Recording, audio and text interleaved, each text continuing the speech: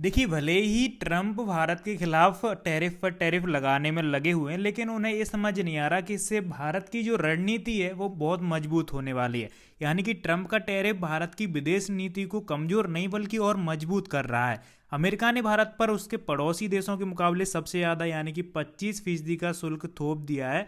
अब नया सवाल ये उठ रहा है कि क्या यह बदलाव भारत की विदेश नीति को मूल रूप से बदल देगा और क्या भारत रूस चीन धुरी को मजबूत करेगा।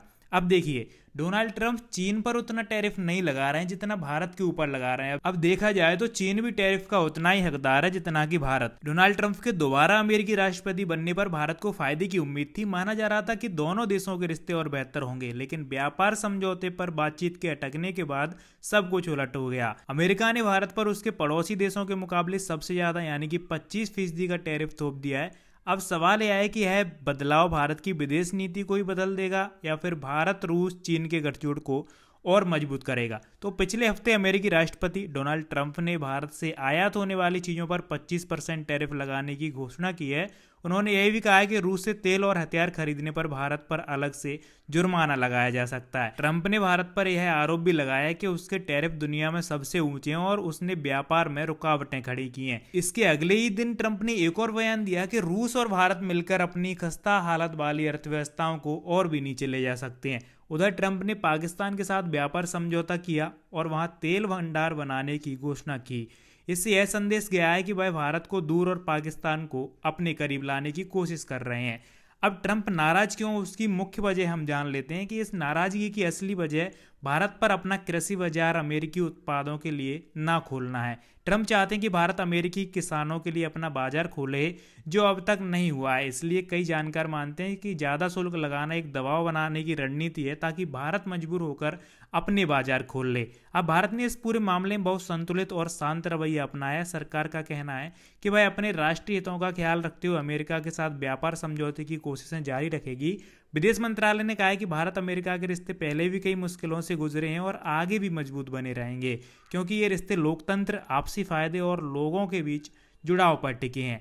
अब कुछ विशेषज्ञों का मानना है कि ट्रंप के बयानों ने भारत को ठेस पहुंचाई है और इससे भारत को अपनी रणनीति पर दोबारा सोचने के लिए मजबूर किया है। अगर ऐसा होता है तो इसका मतलब भारत की विदेश नीति में बड़ा बदलाव होगा। पिछले हफ्ते चीन ने रूस के लिए एक प्रस्ताव का समर्थन किया था जिसमें भारत रूस चीन ग्रुप को फिर से सक्रिय करने की बात की गई थी। चीन ने कहा कि इससे एशिया और दुनिया में शांति और स्थिरता आएगी। लद्दाख गतिरोध के बाद भारत चीन रिश्तों में जो थोड़ी नरमी आ रही है वह भी इस दिशा में मददगार साबित हो सकती है। ज्यादातर विदेश नीति जानकार मानते हैं कि भारत अमेरिका के रिश्ते सिर्फ ट्रंप के कार्यकाल तक सीमित नहीं है। ये रिश्ते सालों में बने हैं और दोनों देशों के बीच गहरी रणनीतिक साझेदारी रही है। चीन के साथ अच्छे संबंध ठीक हैं, लेकिन चीन भारत का मुख्य रणनीतिक प्रतिद्वंदी बना रहेगा। भारत को अमेरिका के साथ व्यापार समझौते में आ रही रुकावटों को दूर करने के लिए ऐसा समझौता करना चाहिए जो दोनों देशों के लिए फायदेमंद है। भारत को यह भी साफ कर देना होगा कि उसकी विदेश नीति मल्टी अलाइनमेंट यानी कि कई देशों के साथ स्वतंत्र संबंध बनाए रखने की है। इसमें रूस उसका एक अहम साझेदार बना रहेगा, भले ही पिछले कुछ सालों में रूस से रक्षा खरीद का हिस्सा कम हुआ है। ट्रंप का सबसे बड़ा टैरिफ इसीलिए है कि भारत रूस से तेल लेता है और फिर भारत उसे रिफाइन करके महंगे दामों में यूरोप को बेचता है और यूएसए को बेचता है। तो ट्रंप इसी के ऊपर काफ़ी अड़े हुए हैं और उनका कहना है कि भारत रूस से ज़्यादा व्यापार संबंध ना बनाए। अब लेकिन रूस जो हमारा मददगार है, रूस उस समय का साथी है जब कोई काम नहीं आता है तब रूस हमारे साथ खड़ा होता है। तो भारत रूस के साथ कैसे दुश्मनी पाल ले। तो यही थी कुछ इंपॉर्टेंट जानकारी। आपकी क्या राय, नीचे आप कमेंट में बता सकते हैं। वीडियो को लाइक नहीं किया तो वीडियो को लाइक करके चैनल को सब्सक्राइब जरूर कर लीजिए। मिलते हैं आपसे अगले वीडियो में, तब तक के लिए जय हिंद, जय भारत।